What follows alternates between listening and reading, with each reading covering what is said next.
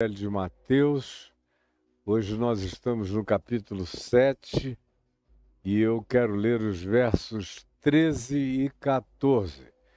Ontem eu fiz uma exposição do verso 7 ao verso 12 e mostrei para vocês que tudo quanto concernia a pedir, buscar, bater, e a ilustração que Jesus fez sobre pais bons que sabem dar boas dádivas em contrapartida aos pais maus, e comparando isso, que se pais da nossa relatividade conseguem fazer coisas boas pelos filhos, quanto mais o Pai Celeste não fará boas coisas àqueles que lhe o pedirem.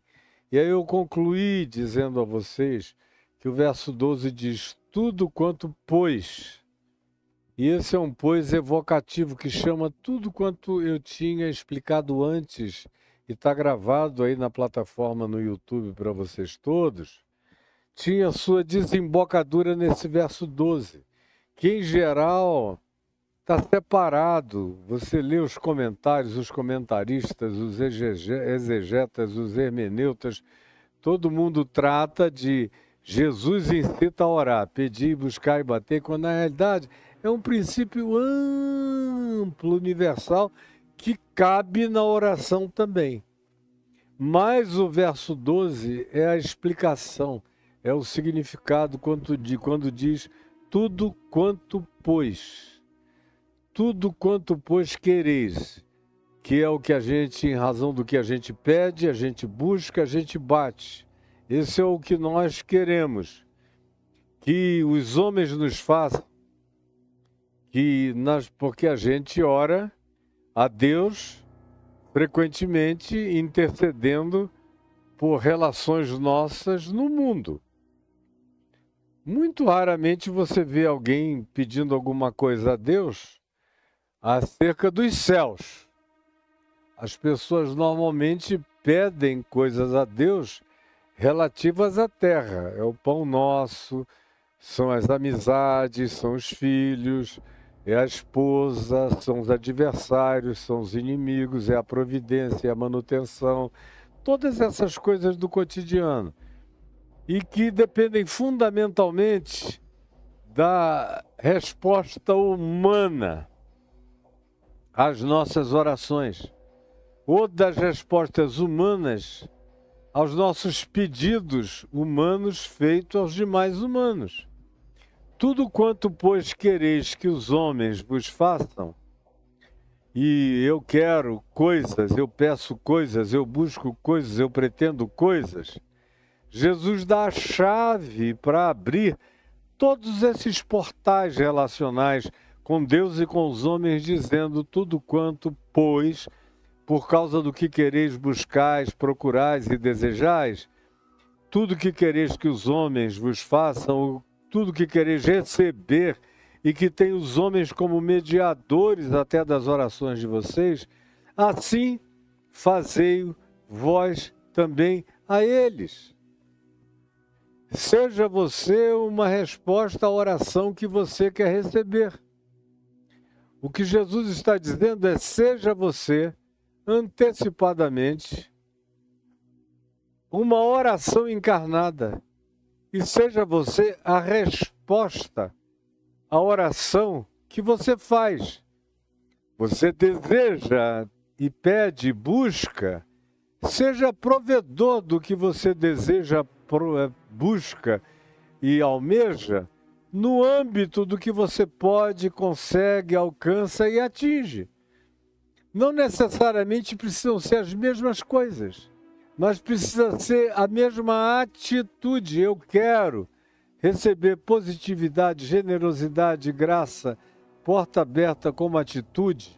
Em resposta à minha oração, eu devo ser essa oração respondida antecipadamente em favor daqueles que eu espero receber qualquer coisa, como mediadores da minha oração a Deus, ou como objeto direto do meu pedido intenso, claro e totalmente sem nenhum tipo de engano ou de simulação, como ontem abundantemente eu expus e expliquei a quem quer que melhor queira saber, e está gravado aí no dia de ontem no meu YouTube.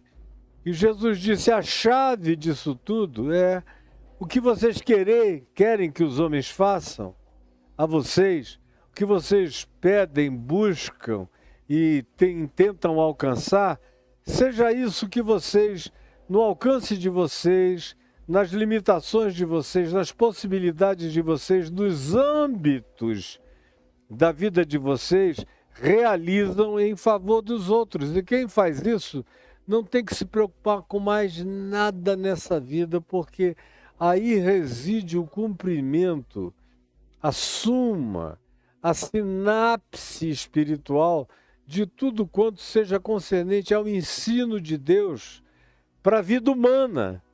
Está nisso. O que eu quero receber, eu faço para os outros, generosa e graciosamente. Aí no verso 13, que outra vez parece ser um corte estanque, um departamento com um fosso no meio, sem conexão com o contexto antecedente do que Jesus disse, do que Jesus ensinou, diz o seguinte: entrai pela porta estreita.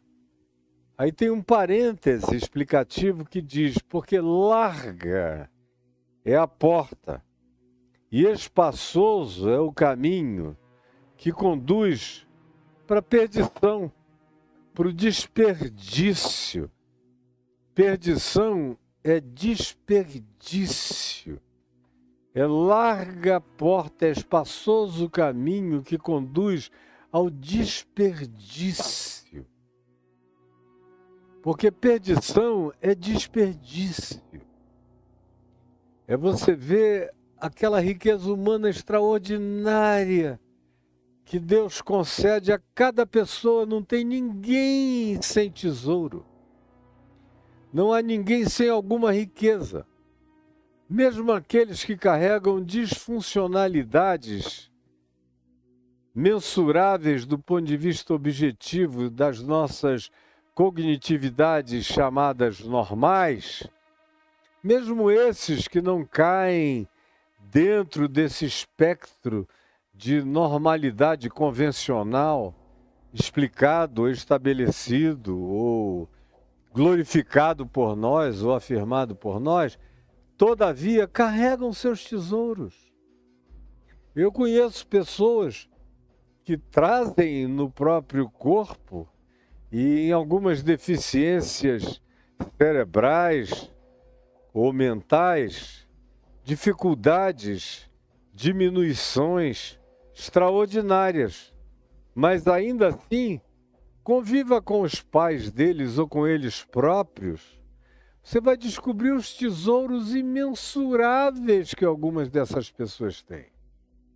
Algumas delas são as mais felizes do mundo, como eu conheço pessoas que eu vi adquirirem uma condição anômala do ponto de vista de paralisia cerebral ou dificuldades cognitivas desde o nascimento, ou por algum problema de saúde com 1 mês, 2 de vida, uma meningite gravíssima, ou alguma coisa da área ou do gênero, e que ficaram limitadas para sempre, definitivamente limitadas.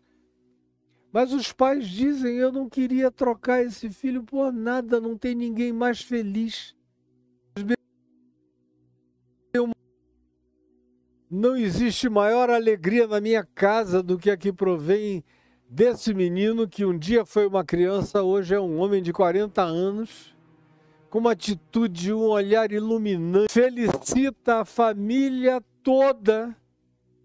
Outros têm outras condições, limitações numa área, mas um desenvolvimento percepcional, cognitivo, ou de intuição extraordinariamente elevada, ou de capacidades que só podem ser designadas como divinas, de tão fantásticas que são e que estão presentes, eles não têm outras capacidades de funcionalidades nem outras competências, mas riquezas? Riqueza não há absolutamente ninguém que não a carregue. É o que Jesus conta na parábola dos talentos. Tem uns que têm mais, tem outros que têm menos, tem outros que têm bem menos. Mas todo mundo tem alguma coisa. Embora nem todos tenham as mesmas coisas.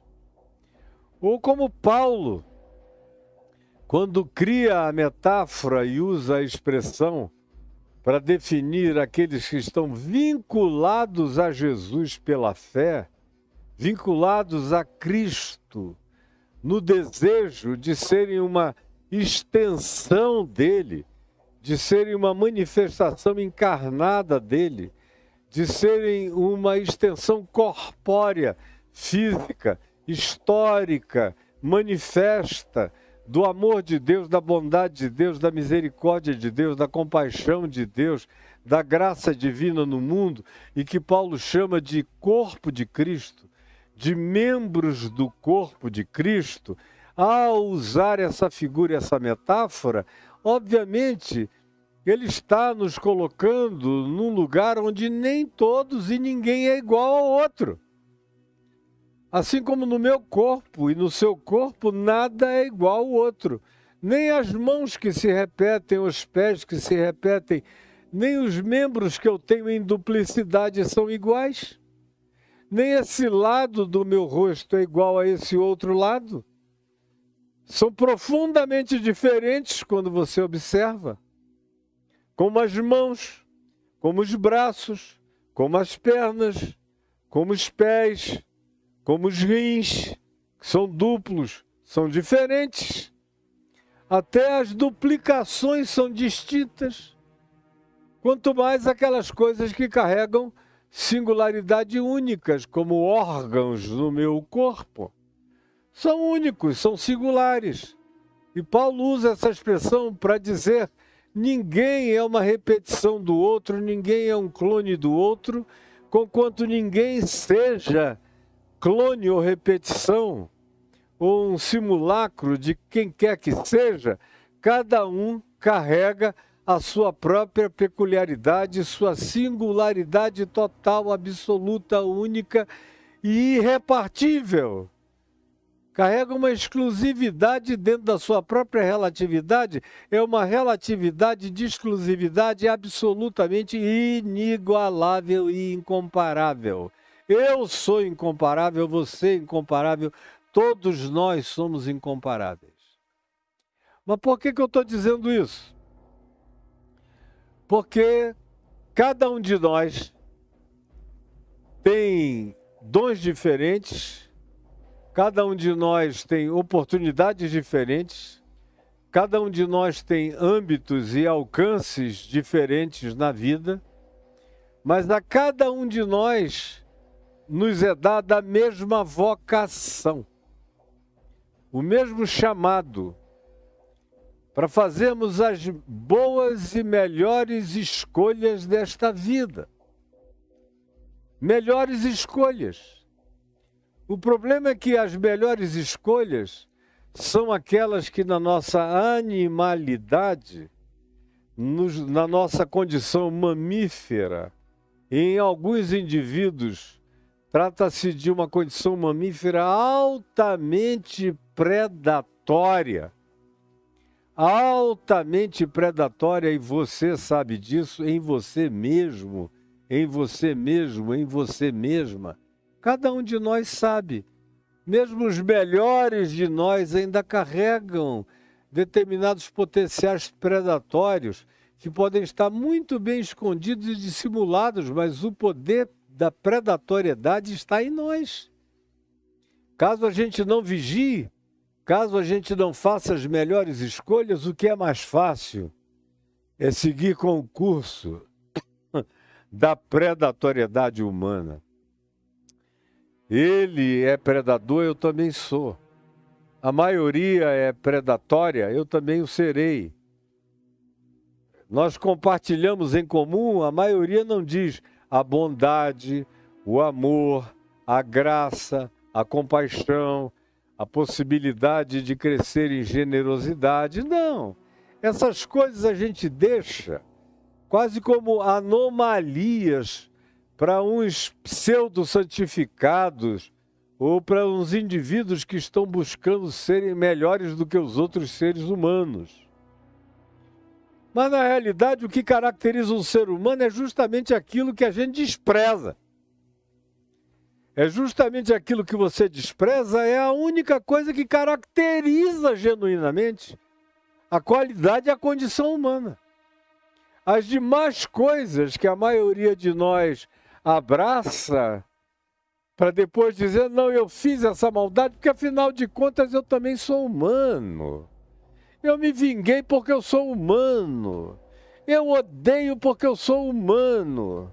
Eu sinto vontade de matar porque eu sou humano.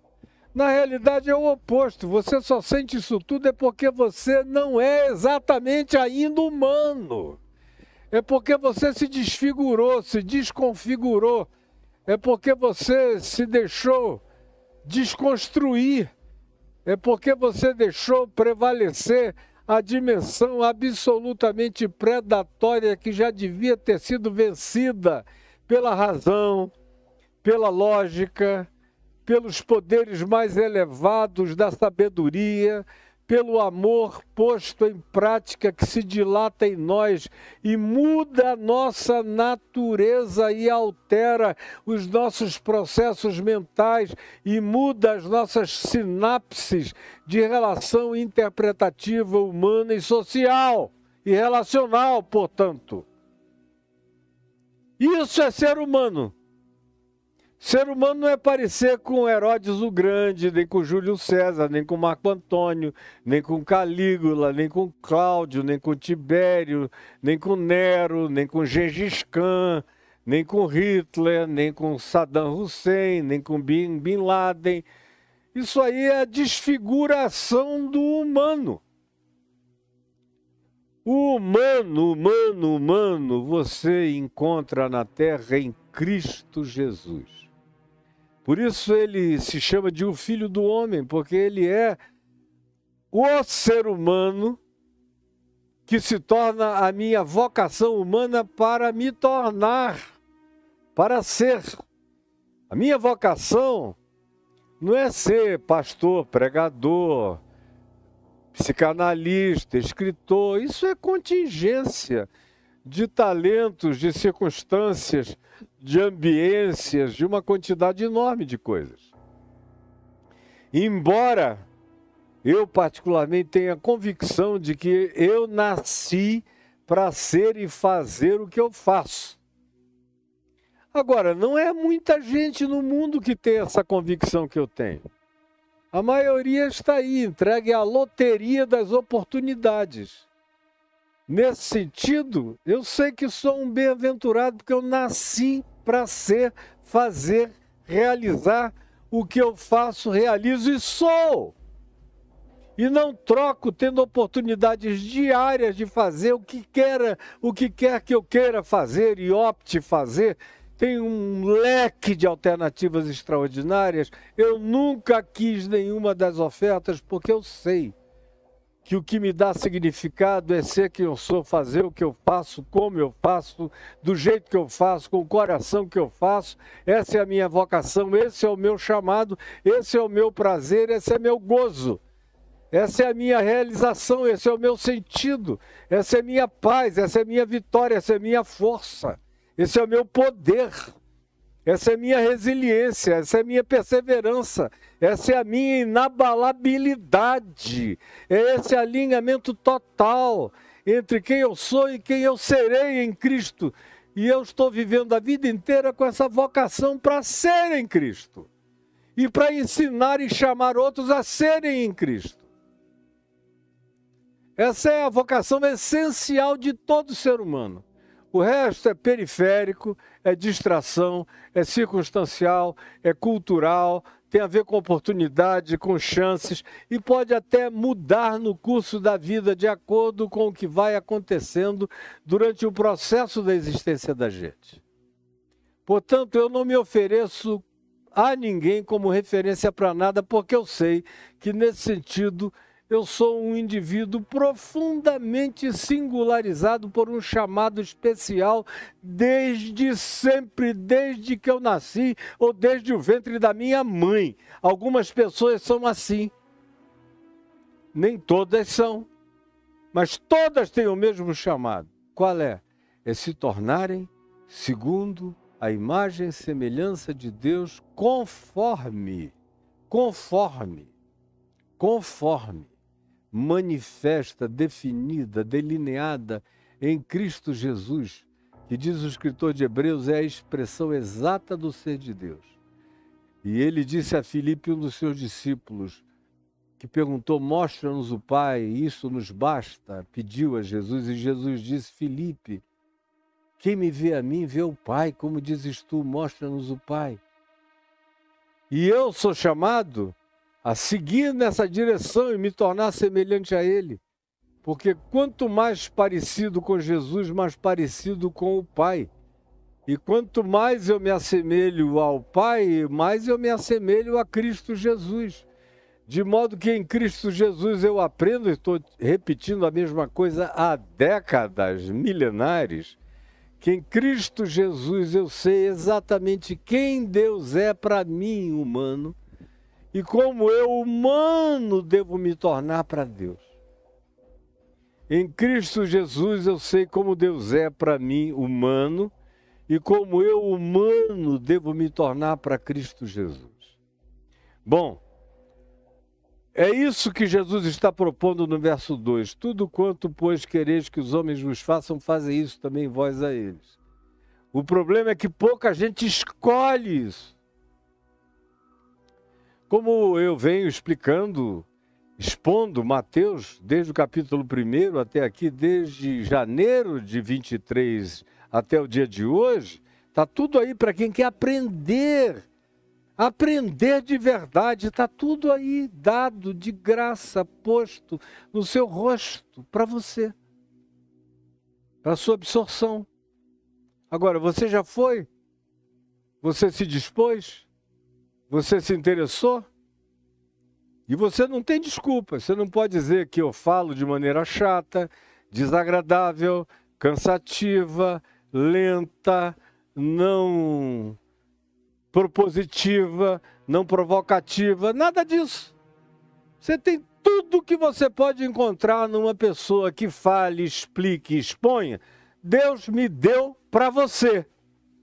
Eu sou um dom de Deus para você. Então, desculpa, você não tem. Ninguém jamais teve. Eu nunca encontrei ninguém que me ouviu na vida, nesses 50 anos, meio século pregando, que tenha dito, esse cara é chato. Ele pode até dizer, não, eu não quero ouvir o que ele diz, porque vai me comprometer. Ou eu não me sinto preparado, não é a hora, não é agora, não quero ainda. Quem sabe um dia, agora, chato? Nunca. Jamais. Desinteressante? Jamais. Portanto, se você não quer, é só porque você não quer. E assuma as consequências.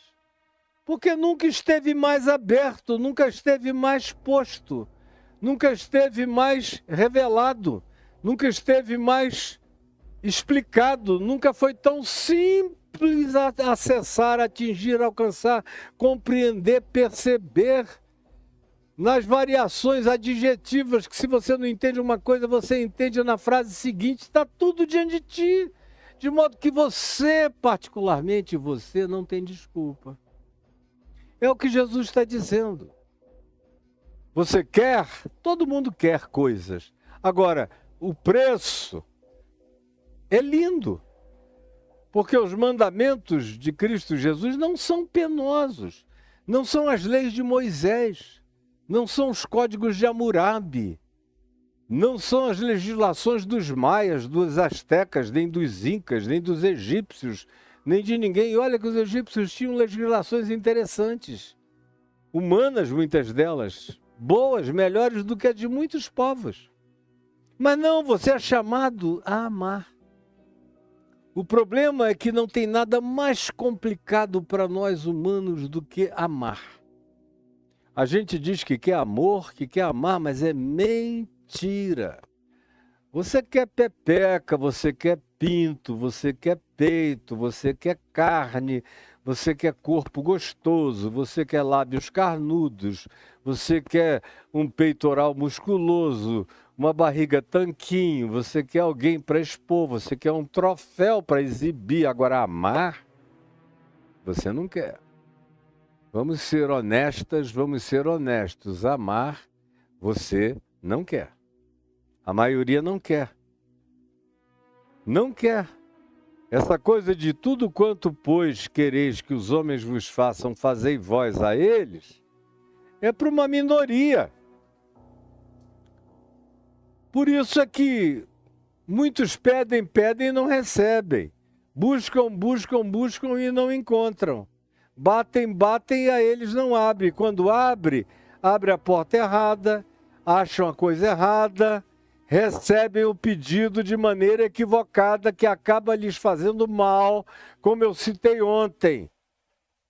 O Salmo que disse que depois de insistirem, insistirem, insistirem com Deus, Deus deu-lhes o que pediam, mas fez definhar-lhes a alma. Deu-lhes o que pediam, mas fez definhar-lhes a alma. Porque a maioria não quer. É por isso que depois de dizer tudo quanto, pois, quereis que os homens vos façam, que aquilo que vocês querem receber, façam vocês a eles. Até onde vocês consigam, possam e alcancem, deem o melhor de vocês e façam, e se antecipem. Como minuciosamente eu expliquei de maneira, inclusive, prática, frugal, para todo mundo entender no dia de ontem, mas a maioria não quer.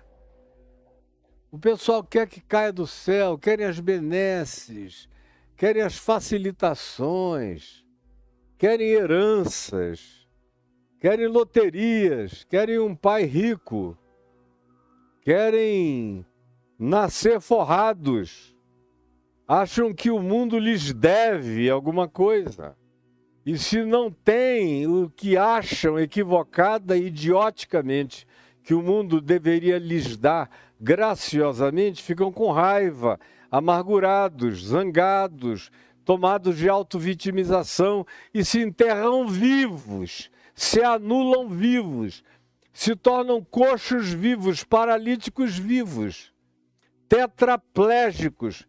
Tem gente aí com todos os movimentos em dia, inteligência fabulosa, mas do ponto de vista da praticidade e da funcionalidade na existência e no trato com o próximo, são tetraplégicos com paralisia cerebral, sem capacidade de comunicação positiva com ninguém. Isso, metaforicamente falando, é claro.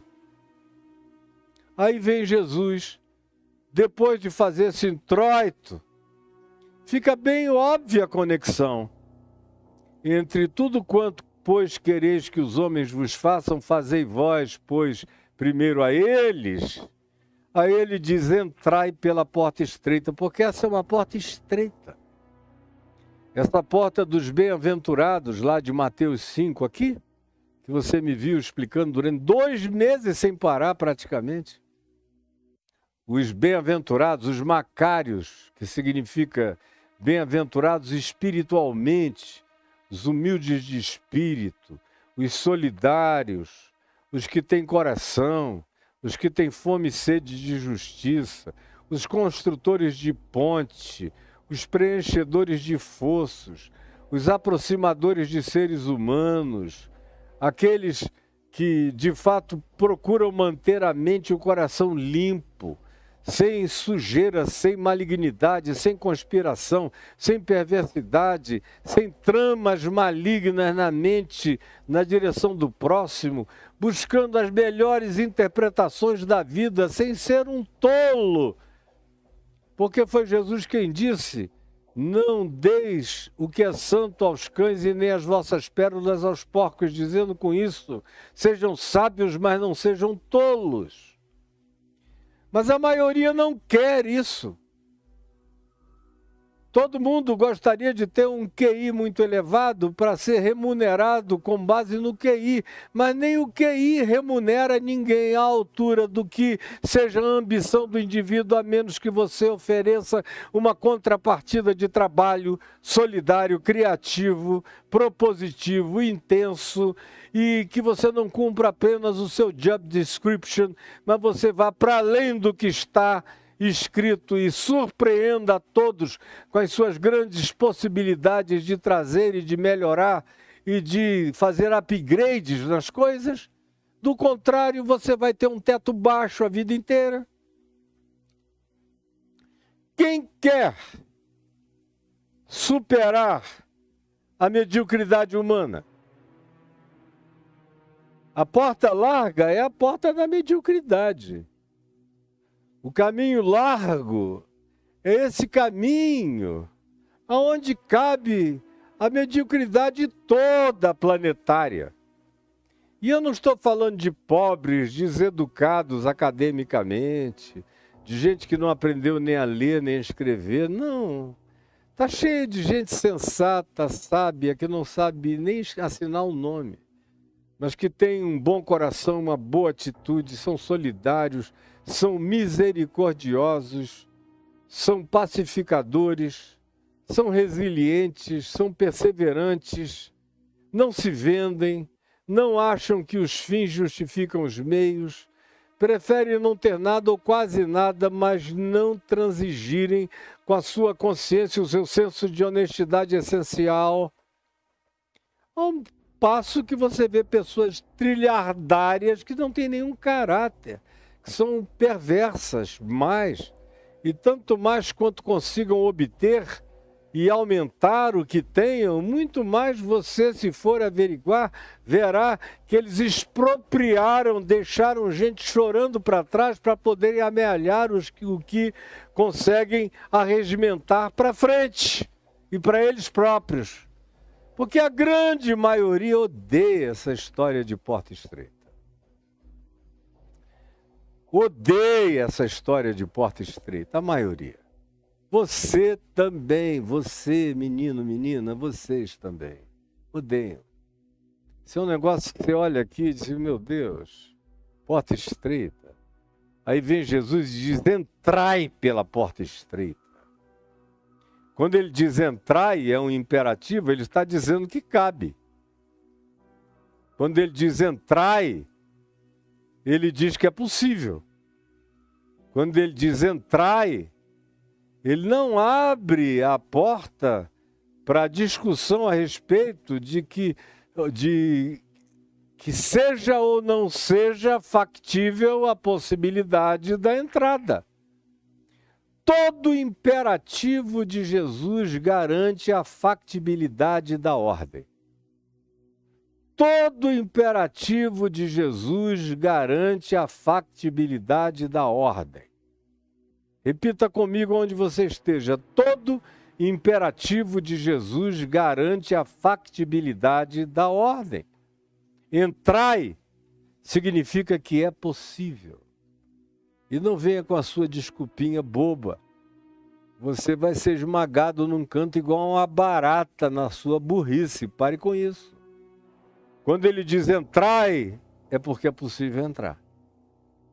Como as minhas filhas do coração, Silvia e Cíntia, compuseram há muitos anos, talvez há 40 anos, uma música linda que eu adoro, que diz que ele fez a porta larga o suficiente para você passar. É tão cheio de graça que até a porta estreita é larga o suficiente para você passar.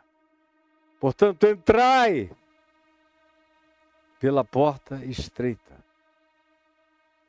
Pode ser estreita, mas dá para passar. Dá para qualquer um entrar. A menos que você queira entrar com o inentrável. Que você queira entrar com todos os babilaques, com todas as gambiarras, com todos os acréscimos, com todo o material do que você acumulou, achando que você vai levar a sua acumulação para os céus, para a eternidade, para as novas e próximas moradas e dimensões? Não vai. E se você não tiver e não sofrer dessa idiotice de apego essencial àquilo que mal nos serve no tempo presente, muito mal nos serve no tempo presente, porque nos dá até algum conforto, mas não resolve o problema da dor, da doença, da fragilidade, da morte, das fragilidades físicas que nos acometem, que nos atingem. Tudo isso está para além do que você acumulou.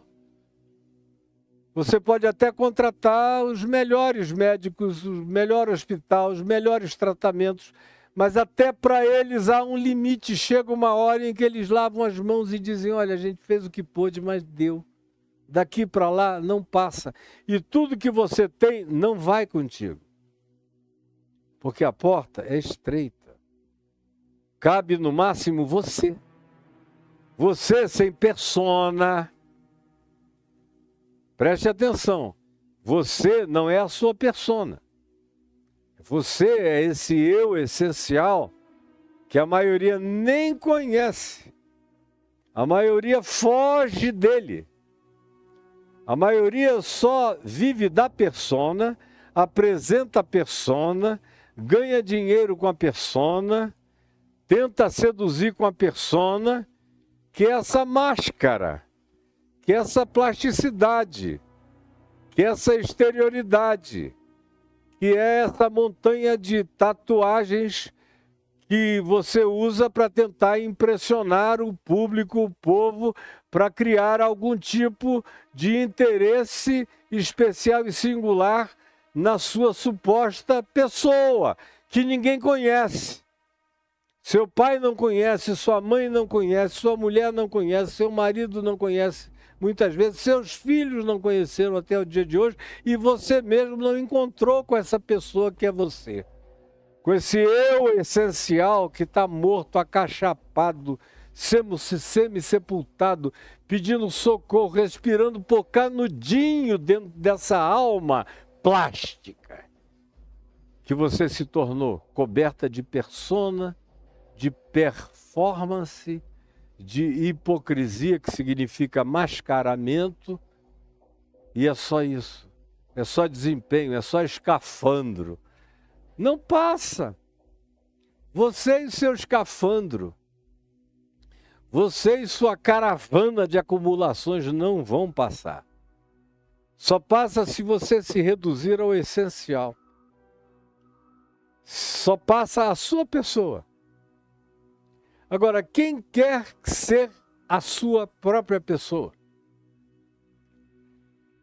sem todos os artifícios das impressões, das falsificações, das autoimagens baixas que acabam se revestindo de camadas e camadas e camadas de disfarces, de camaleonismos, de mimetismos ocultantes do seu ser essencial. A maioria absoluta quer parecer com os outros. Qual é o trend? Qual é a moda? Qual é a tendência? É assim que eu quero ir, nesse fluxo. Enquanto isso, você vai se perdendo dentro de si mesmo. Você já não se acha mais. Você já não sabe mais nem quem você é. Meu Deus, a maioria das pessoas que eu conheço não se encontraram até o dia de hoje. E Jesus trata disso com uma explicitude enorme. Quando ele diz, deixa os mortos sepultarem seus próprios mortos, em outras palavras, ele está dizendo, deixa as personas cuidarem das personas.